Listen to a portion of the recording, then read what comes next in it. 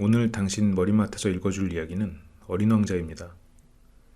잠이 안 오거나 무언가 집중하고 싶을 때 그때 곁에 있어줄 수 있으면 좋겠네요. 내가 6살 적에 체험한 이야기라는 제목의 책을 읽은 적이 있다. 원시림에 관해서 책에서 기막힌 그림 하나를 보여주었는데 맹수를 삼킨 보아뱀의 그림이었다. 이 그림은 그것을 옮겨 그린 것이다. 그 책에는 이렇게 써 있었다. 보아뱀은 먹이를 씹지 않은 채 통째로 집어삼킨다.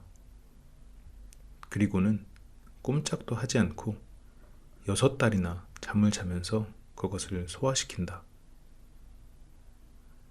나는 그래서 밀림 속에서의 모험에 대해 오랫동안 생각해보고 난 끝에 색연필을 가지고 내 나름대로 내 인생 첫 번째로 그림을 그렸다. 나의 그림 제1호였다. 그것은 이런 그림이었다. 나는 그 걸작품을 어른들에게 보여주면서 내 그림이 무섭지 않냐? 라고 물어보았다. 그들은 모자가 대체 뭐가 무섭다는 거니? 라고 대답했다. 내 그림은 모자를 그린 것이 아니었다. 그것은 코끼리를 소화시키고 있는 보아뱀이었다. 그래서 나는 어른들이 알아볼 수 있도록 보아뱀의 속을 그렸다. 어른들은 역시 언제나 설명을 해줘야만 한다. 나의 그림 제2호는 그러했다.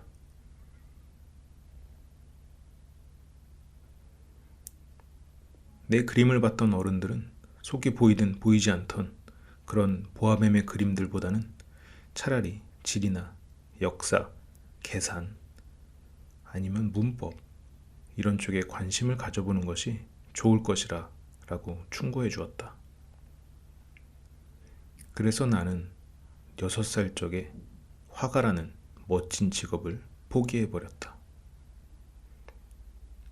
내 그림 제1호와 제2호가 성공을 거두지 못한 데 낙심해버렸던 것이다. 어른들은 언제나 스스로는 아무것도 이해하지 못한다. 자꾸 설명을 해줘야 하니 아주 맥 빠지는 노릇이다. 그래서 다른 직업을 선택하지 않을 수 없게 된 나는 비행기 조종하는 법을 배웠다. 세계의 여기저기 거의 안 가본 데가 없이 나는 날아다녔다. 그러니 지리는 정말로 많은 도움을 준 셈이었다. 한번 살짝 보고 나서도 중국과 애리조나를 구분할 수 있었다. 그것은 밤에 길을 잃었을 때 아주 쓸만한 일이다.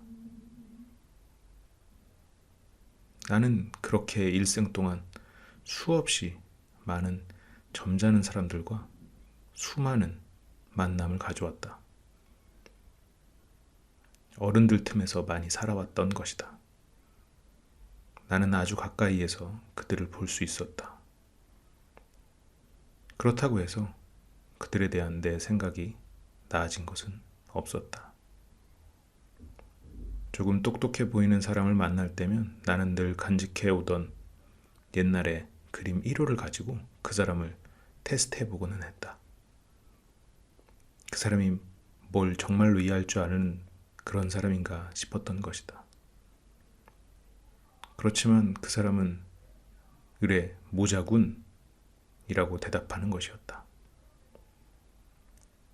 그러면 나는 보아뱀도 원시림도 별들도 그에게 더 이상 이야기하지 않았다. 그 사람이 이해할 수 있는 이야기를 했다. 골프니 정치니 넥타이니 하는 그런 것들을 이야기하는 것이었다. 그러면 그 어른은 아주 착실한 젊은이를 알게 됐다고 무척 기뻐했다.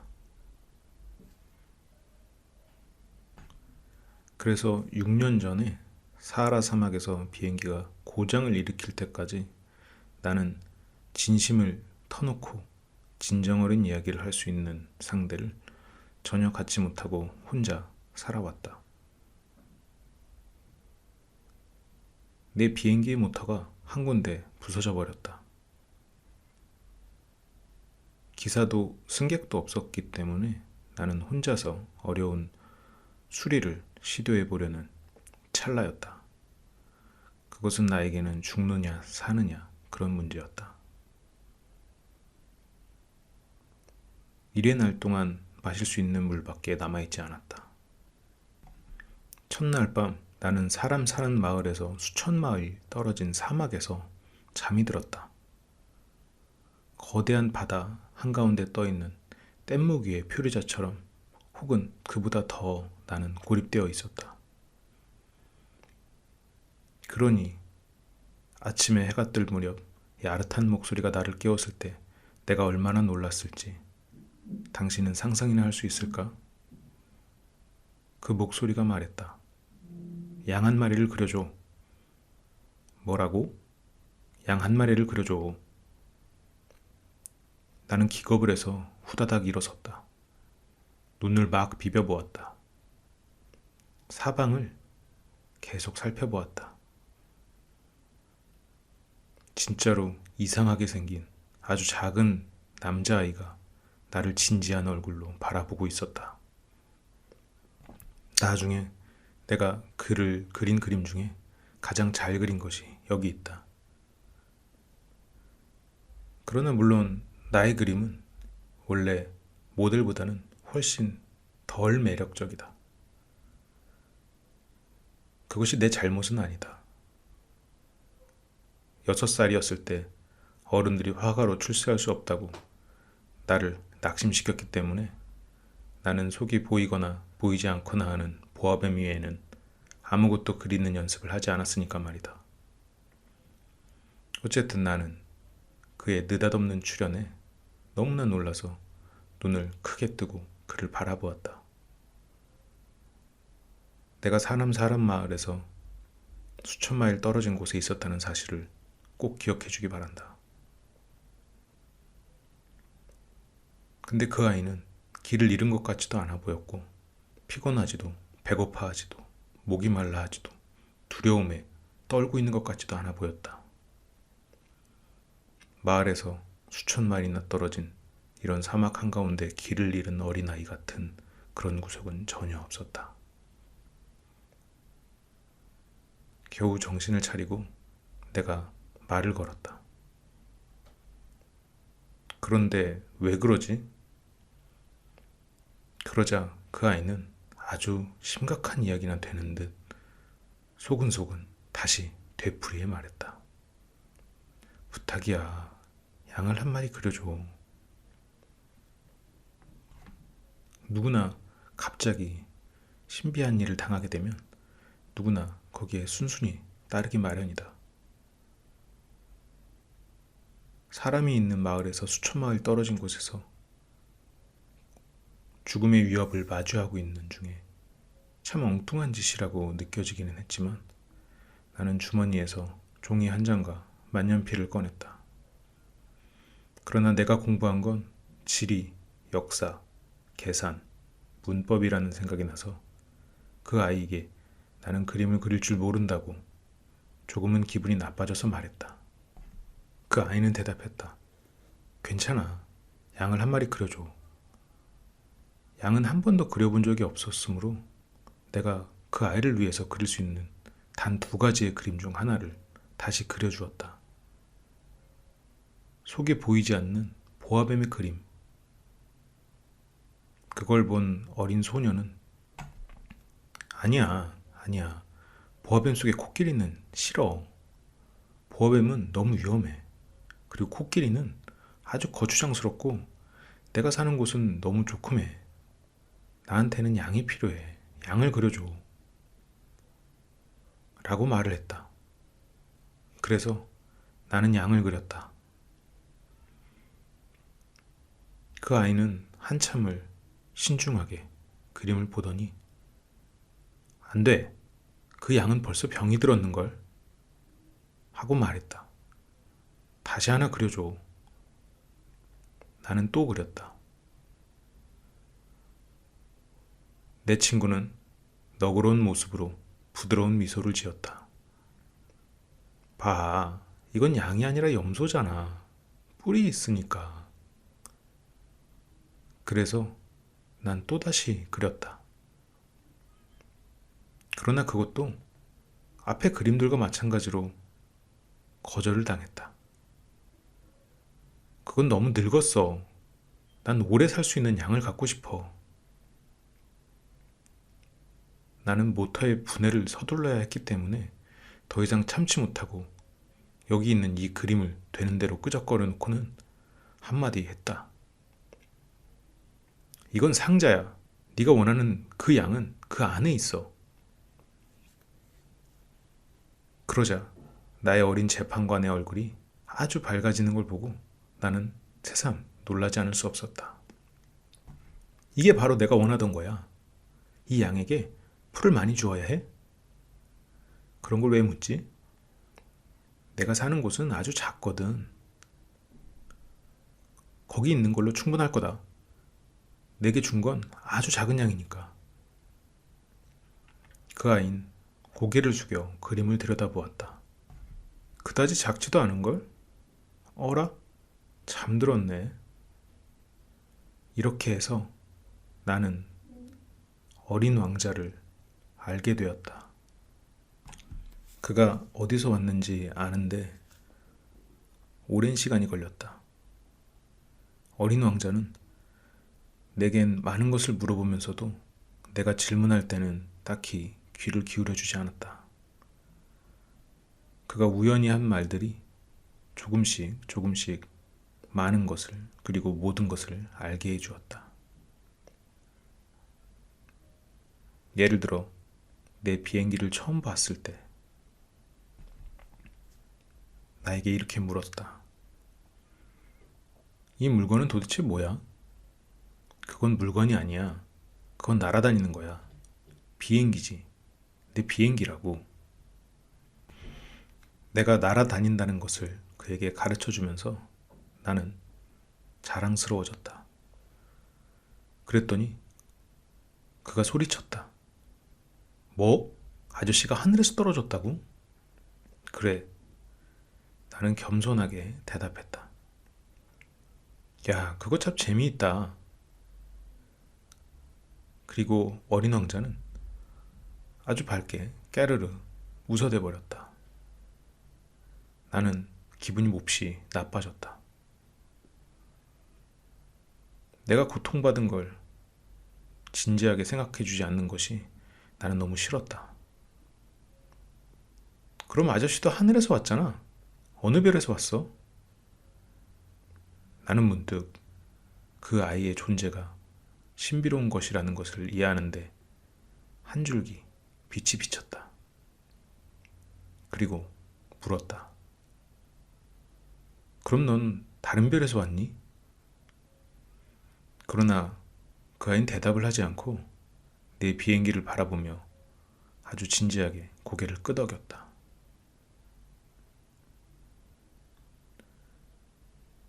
저걸 타고서는 멀리서 오지는 못했겠군.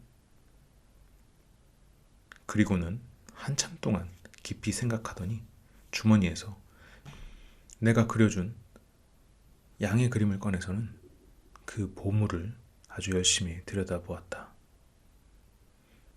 다른 별들이라는 그 아이가 살짝 내비친 비밀에 내가 얼마나 궁금증을 일으켰는지 여러분은 짐작할 것이다. 예, 너는 어디서 왔지? 네 집이란 어디를 두고 하는 말이니? 내 양을 어디로 데려가려는 거지? 그는 말없이 생각에 잠기더니 대답했다. 아저씨가 준 상자는 밤에는 집이 될 테니까 잘 됐어. 그렇고 말고, 그리고 내가 착하게만 하면 밤에 양을 매놓을 수 있는 고삐를 줄게. 말뚝도 주고.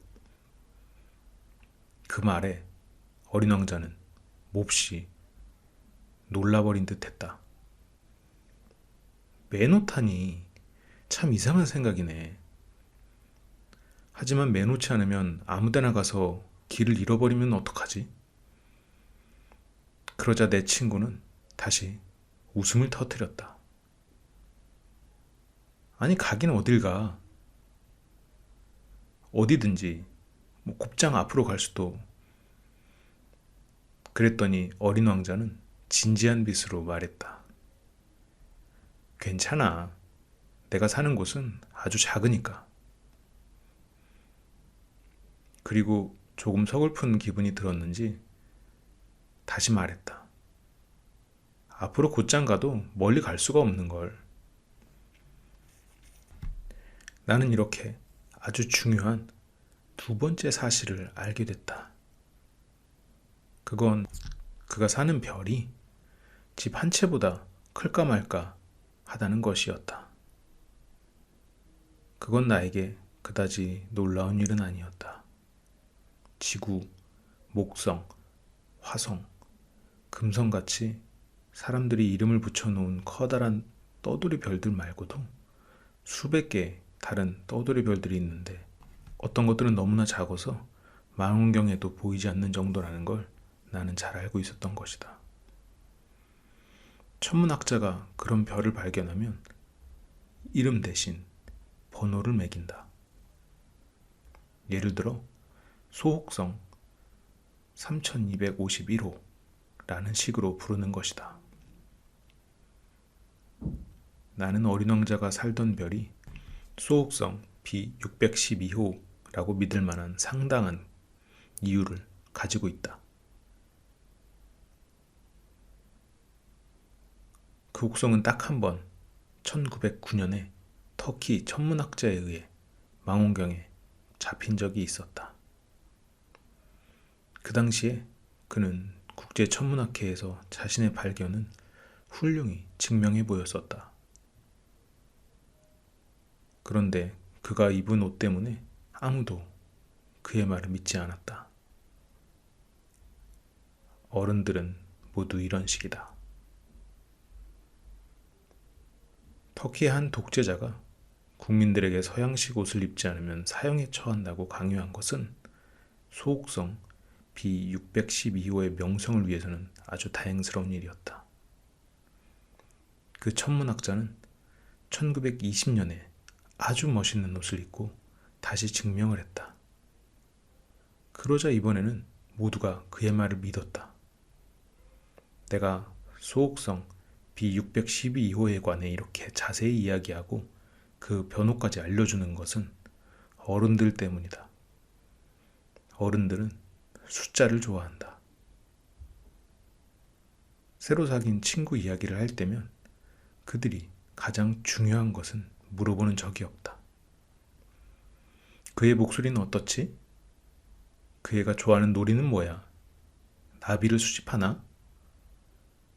라는 말을 그들은 절대로 하지 않는다. 나이가 몇이지? 형제는 몇이고? 체중은 얼마지? 아버지 수입은 얼마야? 하고 그들은 묻는다. 그제서야 그 친구가 어떤 사람인지 알게 되었다고 착각하는 것이다. 만약 어른들에게 창턱에서는 제라늄 화분이 있고 지붕에는 비둘기가 있는 분홍색 벽돌집을 보았어요 라고 말하면 그들은 그 집이 어떤 집인지 상상해내지 못한다. 그들에게는 10만 프랑짜리 집을 봤어요 라고 말해야 한다. 그러면 그들은 아, 좋은 집이구나 하고 소리친다.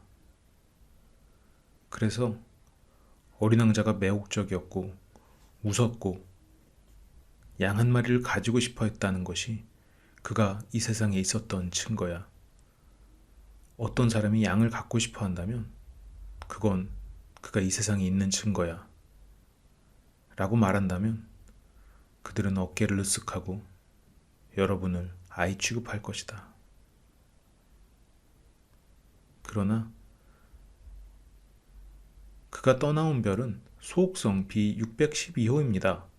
라고 말하면 고개를 끄덕이고 더 이상 질문을 하며 귀찮게 굴지 않을 것이다.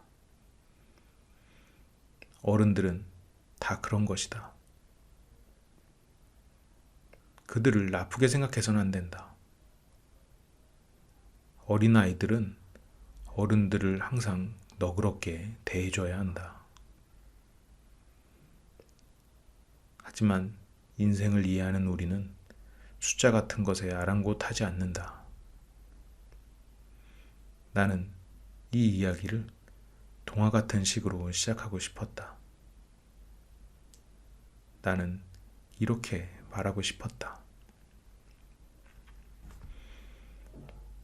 옛날에 나보다 좀 더 클까 말까 한 작은 별에 살고 있는 어린 왕자가 있었는데 그 아이는 친구가 가지고 싶었습니다. 인생을 이해하는 사람들에겐 그게 훨씬 더 솔직한 느낌을 주었을 것이다.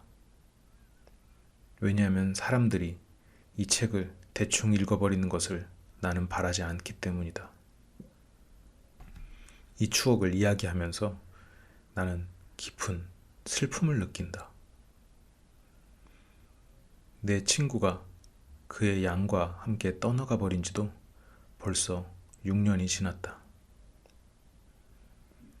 내가 여기서 그를 묘사하려고 애쓰는 것은 그를 계속 기억하기 위해서다. 한 사람의 친구를 잊는다는 건 슬픈 일이니까. 누구나 다 친구를 가져보는 건 아니다. 그를 잊어버린다면 숫자밖에는 흥미가 없는 어른들과 같은 사람이 되어버릴지도 모른다. 내가 그림 물감 한 상자와 연필을 산 건 이런 까닭이었다. 6살 때 속이 보이거나 보이지 않는 보아뱀 이외에는 그려본 일이 없는 사람이 이 나이에 다시 그림을 그린다는 건 정말이지 힘든 노릇이다. 물론 할 수 있으면 실제 모습에 가까운 초상화를 그려보려고 노력은 하겠다. 하지만 꼭 성공하리라는 자신이 없다. 어떤 그림은 괜찮은데 또 어떤 그림은 전혀 닮지도 않았다.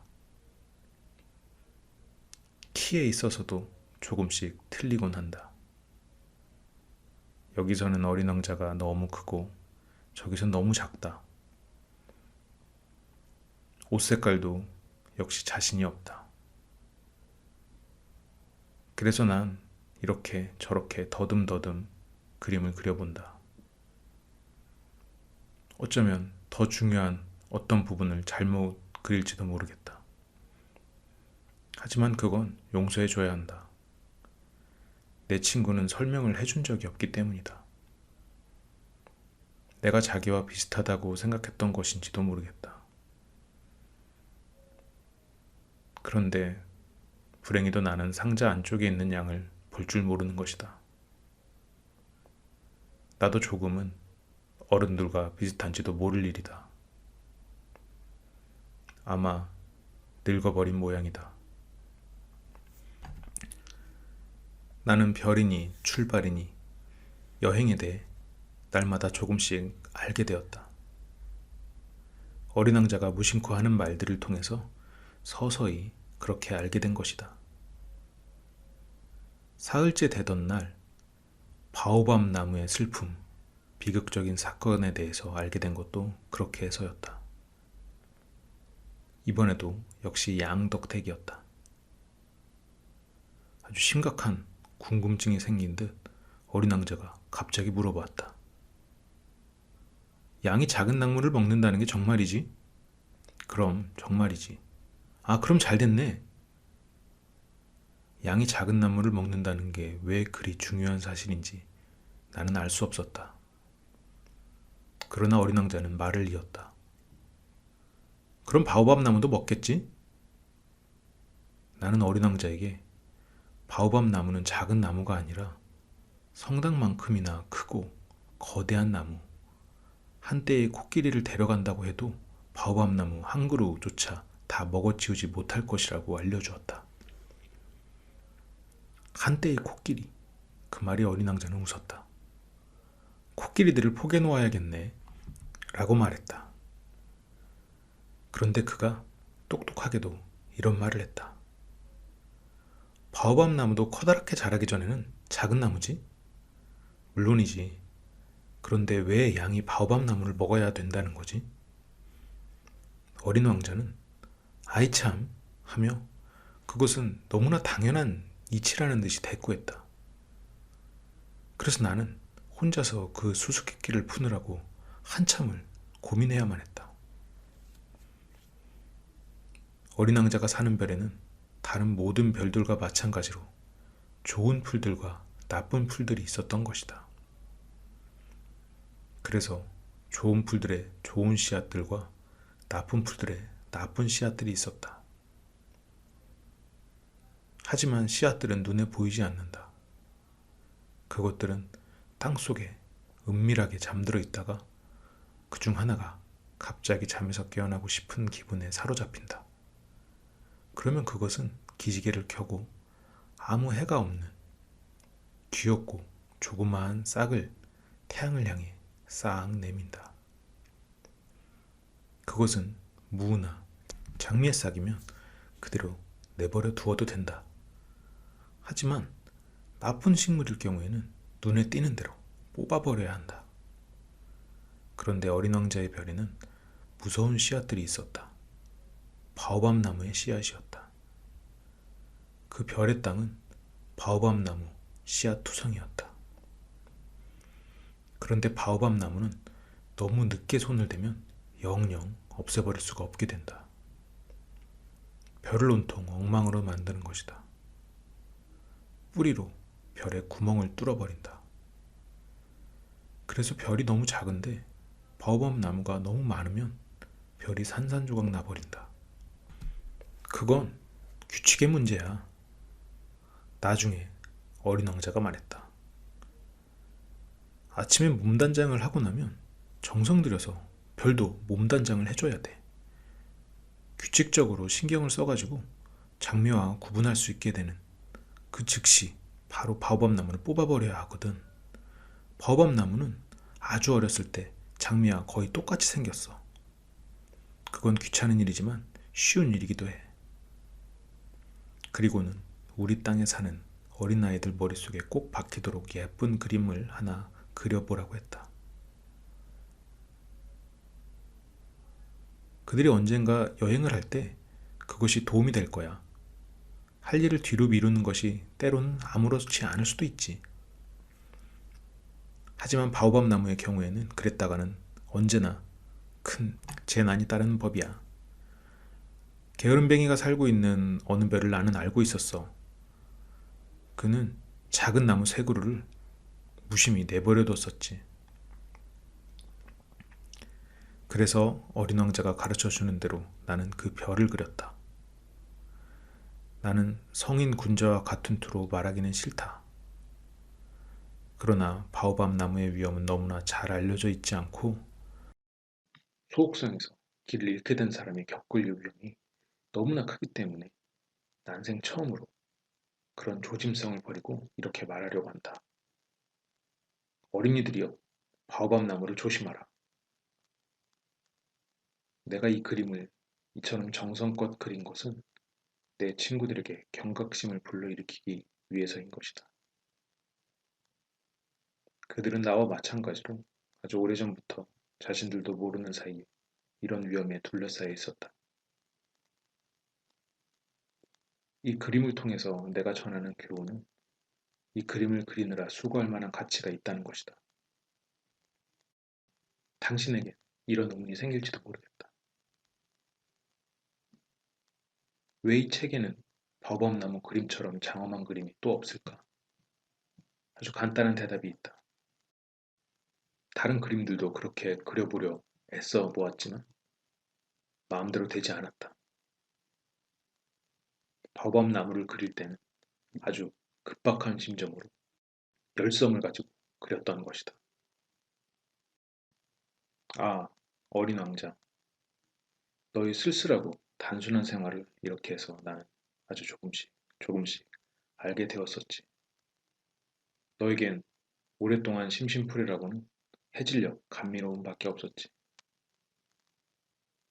나흘째 되는 날 아침, 나는 그 새로운 사실을 알았지. 내가 나에게 이렇게 말했거든. 나는 해질 무렵을 좋아해. 해지는 걸 보러 가. 기다려야지. 뭘 기다리지? 너는 처음에 아주 놀라는 기색이었지만 자기 말이 웃긴 듯 웃음을 터뜨렸지. 그리고 나에게 말했지. 아직도 집에 있는 것만 같거든. 실제로 그럴 수도 있는 일이었다.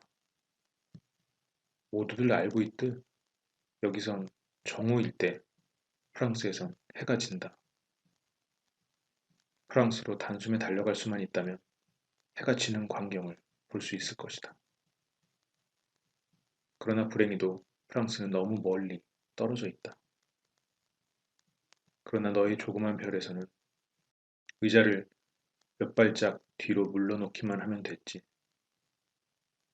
그래서 언제나 원할 때면 너는 석양을 바라볼 수 있었지.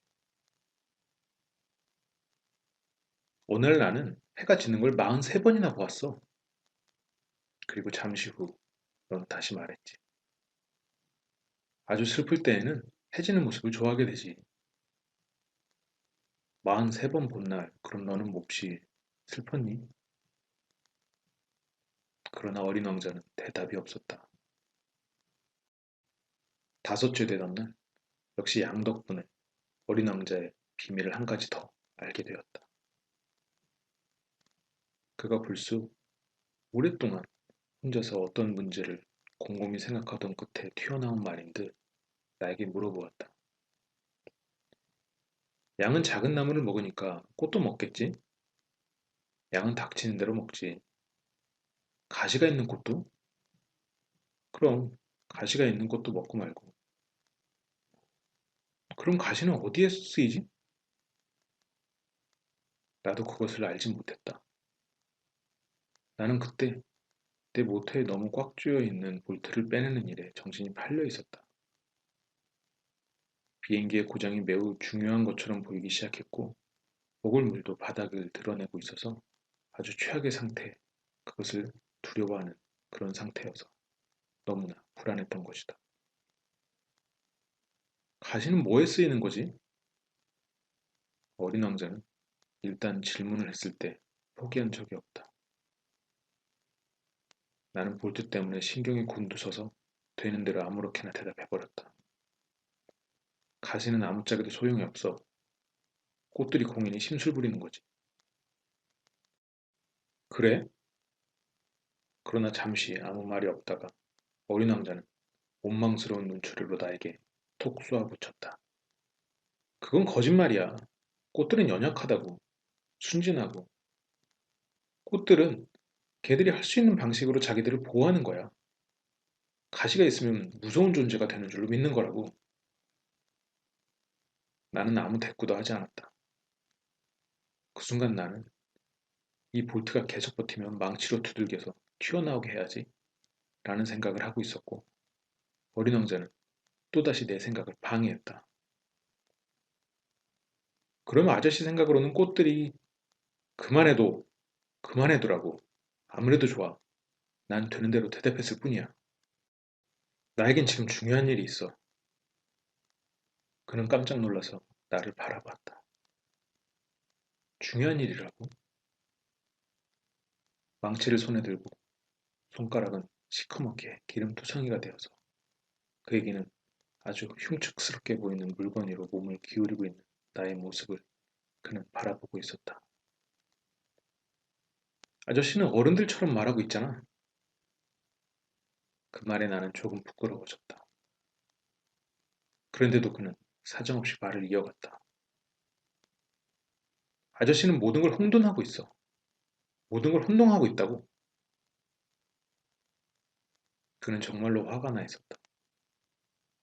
온통 금색인 그의 머리칼이 바람에 흩날리고 있었다. 시뻘건 얼굴의 신사가 살고 있는 별을 나는 알고 있어. 그 사람은 꽃향기라고는 한 번도 맡아본 적이 없어. 별을 바라본 적도 없고, 아무도 사랑해본 적도 없고, 오로지 계산만 하며 살아왔어. 그래서 하루 종일 아저씨처럼 나는 중요한 사람이야. 아주 중요한 일을 하는 사람이라고 그렇게 되뇌이고 있고, 그래서 항상 거만해. 하지만 그는 사람이 아니야. 버섯이지. 뭐라고? 버섯이라니까. 어린 왕자는 이제 분노로 얼굴이 하얗게 질려 있었다. 수백만 년 전부터 꽃들은 가시를 만들고 있어. 양도 수백만 년 전부터 꽃을 먹어왔고, 그런데도 그들이 아무짝에도 쓸모없는 가시를 왜 만들어내는지 알려는 건 중요한 일이 아니라는 거야. 양과 꽃들의 전쟁은 중요한 게 아니라는 거지. 그건 붉은 얼굴에 뚱뚱한 신사가 하는 계산보다 더 중요한 건 못 된다는 거야. 그래서 이 세상에는 아무도 없고 오직 나의 별에만 있는 이 세상엔 단 하나뿐인 한 송이 꽃을 내가 알고 있고 작은 양이 어느 날 마치 무심코 그걸 먹어버릴 수도 있다는 건 중요한 일이 아니라는 거지. 어린 왕자는 얼굴이 새빨개져서 말을 이었다. 수만 개의 별들 중에 단 하나밖에 존재하지 않는 꽃을 사랑하고 있는 사람들은 그 별들을 바라보고 있는 것만으로 행복할 수 있어.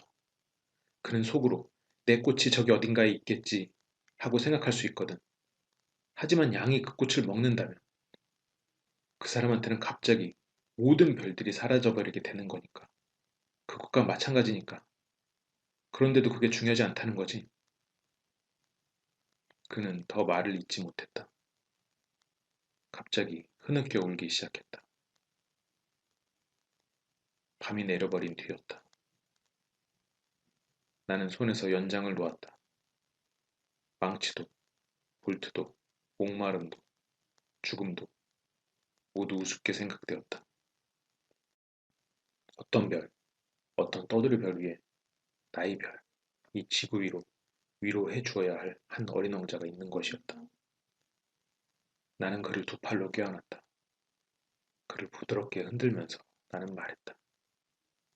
내가 사랑하는 꽃은 위험에 처해 있지 않아. 너의 양에게 굴레를 그려줄게. 나는 더 이상 뭐라 말해야 좋을지 알 수 없었다. 내 자신이 너무나 서툴게 느껴졌다. 어떻게 그를 감동시키고 그의 마음을 붙잡을 수 있을지 알 수 없었다. 눈물의 나라는 그처럼 신비로운 것이다. 나는 곧 그 꽃에 대해 더 많은 것을 알게 되었다.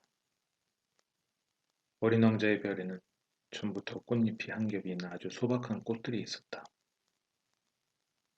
그것들은 자리를 거의 차지하지 않고 아무도 귀찮게 굴지도 않았다.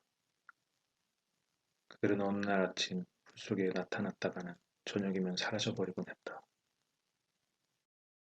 그런데 그 꽃은 어딘지 모를 곳에서 날라온 씨앗으로부터 싹이 텄다. 그래서 어린 왕자는 다른 싹돌과 닮지 않은 그 싹을 아주 주의 있게 관찰했다. 새로운 종류의 바오밥 나무인지도 모를 노릇이었다. 그러나 그 작은 나무는 곧 성장을 멈추고 꽃을 피울 준비를 하기 시작했다. 커다란 꽃망울이 맺히는 것을 지켜보고 있던 어린 왕자는 어떤 기적 같은 것이 거기서 나타나리라 그렇게 느끼고 있었다. 그러나 꽃은 연녹색 방 속에 숨어 언제까지고 아름다워질 준비만 하고 있었다. 꽃은 섬세하게 빛을 고르고 있었다. 천천히 옷을 입고 꽃잎을 하나, 둘씩 다듬고 있었다. 그 꽃은 개 양귀비꽃처럼 구겨진 모습으로 밖으로 모습을 나타내고 싶어 하지 않았다.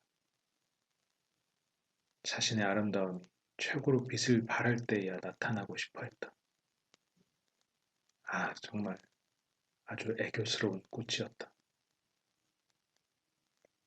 그의 신비로운 몸단장은 그래서 며칠이고 계속되었다. 그러던 어느 날 아침, 해가 떠오르던 시간에 그 꽃은 모습을 드러냈다. 그런데 그처럼 공들여 몸시장을 한 그 꽃은 하품을 하며 말하는 것이었다. 이제 잠을 맞겠답니다.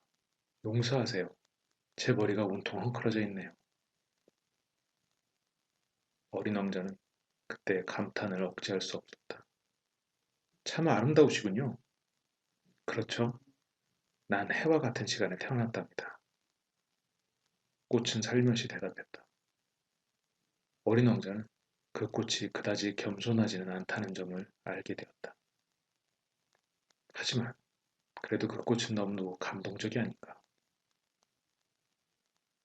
아침 식사할 시간이군요. 제 생각을 해줄 수 있는지요? 잠시 후 그 꽃이 다시 말했다. 그래서 몹시 당황한 어린 왕자는 신선한 물이 담긴 물뿌리개를 찾아 그 꽃에 시중을 들어주었다. 이렇게 그 꽃은 태어나자마자 까다로운 허영심으로 그를 괴롭혔다. 어느 날은 자기가 가진 네 개의 가시에 대해 이야기하면서 어린 왕자에게 이렇게 말했다.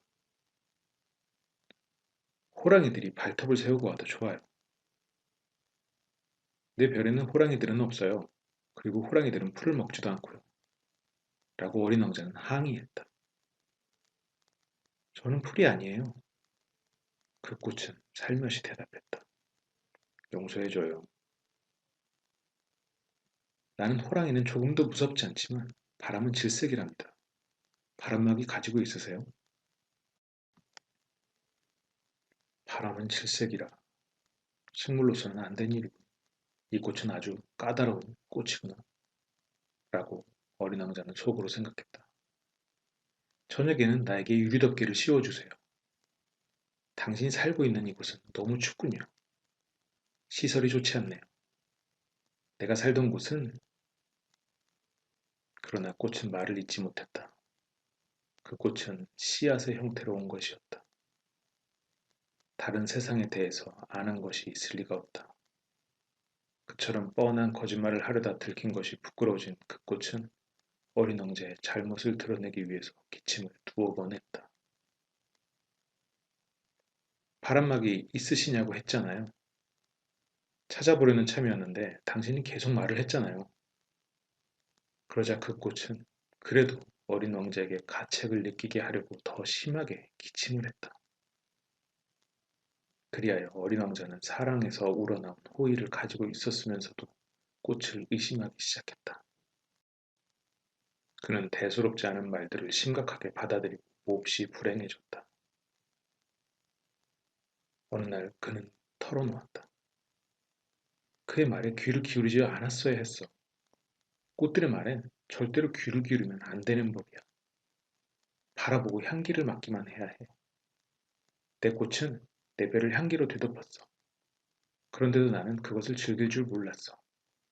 그 발톱 이야기에 눈살을 찌푸렸지만 실은 측은했어야 옳았던 거야. 그는 또 이렇게 말했다. 나는 그때 아무것도 이해할 줄 몰랐어. 그 꽃의 말이 아니라 행동을 보고 판단했어야 했어. 그 꽃은 나에게 향기를 풍겨주고 내 마음을 환하게 해주었어. 결코 도망치지 말았어야 하는 건데. 그 가련한 꾀 뒤에 애정이 숨어 있다는 걸 눈치챘어야 하는 건데 그랬어. 꽃들은 그처럼 모순된 존재들이거든. 하지만 난 어려서 그를 사랑할 줄 몰랐던 거야. 나는 어린 왕자가 철새들의 이동을 이용하여 별을 떠나왔으리라 생각한다. 떠나는 날 아침 그는 그의 별을 잘 정돈해 놓았다. 불을 뿜는 화산들은 정성스럽게 부셔서 청소를 했다. 그에게는 불을 뿜는 화산이 둘이 있었다. 그런데 그것은 아침밥을 데우는데 아주 편리했다. 불이 꺼져 있는 화산도 하나 있었다.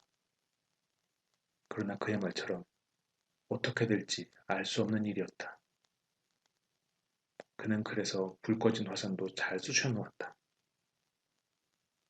화산들은 잘 청소되어 있을 때는 아주 부드럽게, 규칙적으로, 폭발하지 않고 잘 타오른다. 화산의 폭발은 벽난로의 불과 마찬가지인 것이다. 물론 우리 지구 위에서는 우리들의 화산을 쑤시기에는 우리가 너무 작다. 그래서 화산이 우리에게 수많은 곤란함을 가져다 주는 것이지. 어린 왕자는 좀 슬픈 마음으로 바오밤 나무의 마지막 싹들도 뽑아냈다. 다시는 돌아오지 못하리라 그는 생각하고 있었다. 그런데 친숙한 그 모든 일들이 그날 아침에는 유난히 다정하게 느껴졌다. 그래서 그 꽃에 마지막으로 물을 주고 유리 덮개를 씌워주려는 순간 그는 울고 싶은 마음이 되었다. 잘 있어. 그는 꽃에게 말했다. 그러나 꽃은 대답하지 않았다. 잘 있어. 그는 되뇌었다.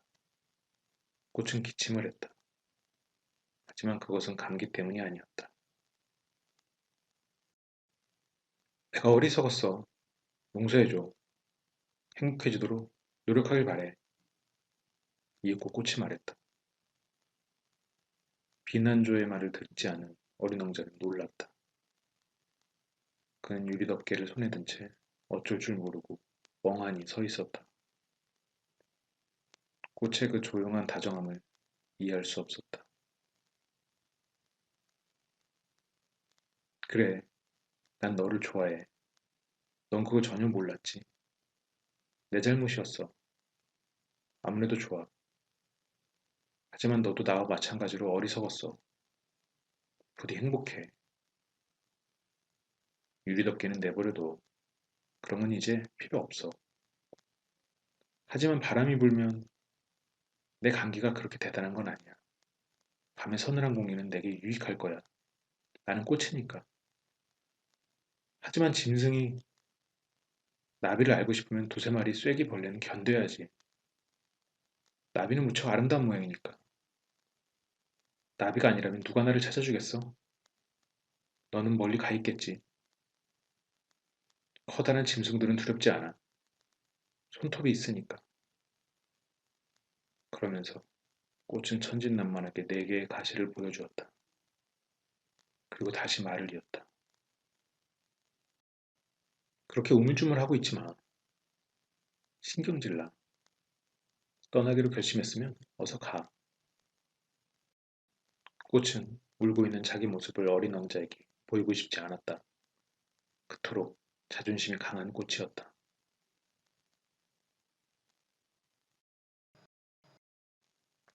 오늘은 여기까지 할게요. 이제 어린 왕자가 별을 떠나겠네요. 그 이야기는 다음에 계속 들려줄게요. 그러면 잘 자고 내일 봐요.